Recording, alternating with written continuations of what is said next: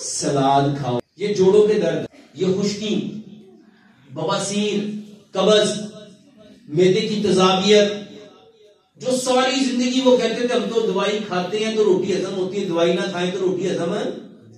میرے محترم بھائیوں، پہلے نا اس کو سمجھ لو یہ سلاد کھانے سے ہوگا کیا. بہت سارے بہن بھائی سوال پوچھتے ہیں، ڈاکٹر صاحب آپ اتنا سلاد کھانے کے بارے میں کہتے ہیں، اس سے کیا ہوگا؟ میرے محترم بھائیوں بہنوں، آپ پلیز بیٹھ جائیں. سائنس کہتی ہے جب آپ کی آنکھیں کسی بھی کھانے والی چیز کو دیکھتی ہیں تو دماغ کو اس کا امیج دیتی ہیں، اور دماغ اس کو ہضم کرنے کا ایک کیمیکل بناتا ہے جس کو گیسٹرک انزائمز کہتے ہیں. جب آپ کے سامنے 5-7 قسم کے پھل اور 5-7 قسم کی سبزیاں آئیں گی، پلس 5-7 قسم کے اجناس آ گئے جس میں کالے چنے، سفید چنے، مٹر، لوبیا اور مکئی آ گئی. جب 15 قسم کی چیزیں آپ کے سامنے ہوں گی، آپ کا دماغ کتنے رنگ کے کیمیکل بنائے گا؟ 15 قسم کے. اور یہ گیسٹرک انزائم ہے. گیسٹرک انزائم کسے کہتے ہیں؟ جو آپ کے کھانے کو ہضم کرنے میں مدد دے گا. یورپ اس کو ایپیٹائزر کہتا ہے. یورپ اس کو کیا کہتا ہے؟ ایپیٹائزر. ایپیٹائزر کا مطلب کیا ہوتا ہے؟ بھوک بڑھانے والی چیز. اور آپ نے اکثر شادیوں میں، پارٹیز میں، اچھے ہوٹل میں جائیں تو وہ کھانے سے پہلے آپ کو کیا دیتے ہیں؟ کیا دیتے ہیں؟ کہیں سلاد دیتے ہیں، جو بڑے ریسٹورینٹ ہوتے ہیں وہاں سیلڈ دیتے ہیں. اچھا، سلاد کو انگلش میں سیلڈ کہتے ہیں.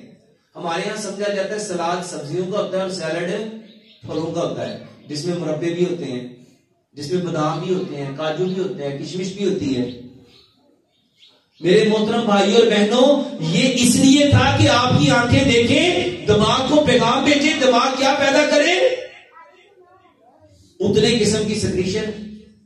اور جب یہ سیکریشن آئے گی، ذرا سوچو، یہ جو لوگ کہتے کھانا کھاتے کھانا یہیں پڑا رہتا ہے، وہ کیوں پڑا رہا؟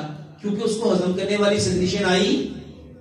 تو جب آپ کھانے سے پہلے یہ سلاد کھاؤ گے، آپ میرا یقین کرو کھانا کھانے سے کم از کم 25 سے 30 منٹ پہلے سلاد کھا کے دیکھو. یہ جتنے لوگوں کو خارش ہے یہ سلاد کھائیں. نہیں افورڈ کر سکتے، یہ گاجر، مولی، شلجم، کھیرا، پیاز، ٹماٹر، بند گوبھی، سلاد کے پتے، لال مولی، چقندر، سبز دھنیا، یہ تو ہر گھر میں ہے.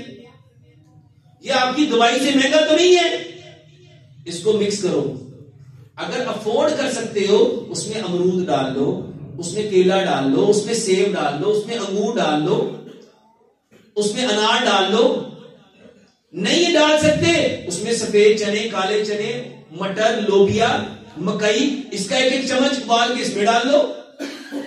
یہ خارش کا بہترین علاج ہے. خارش ہوتی خون کے گاڑھا ہونے سے، اور پھلوں اور سبزیوں میں 95% پانی ہے.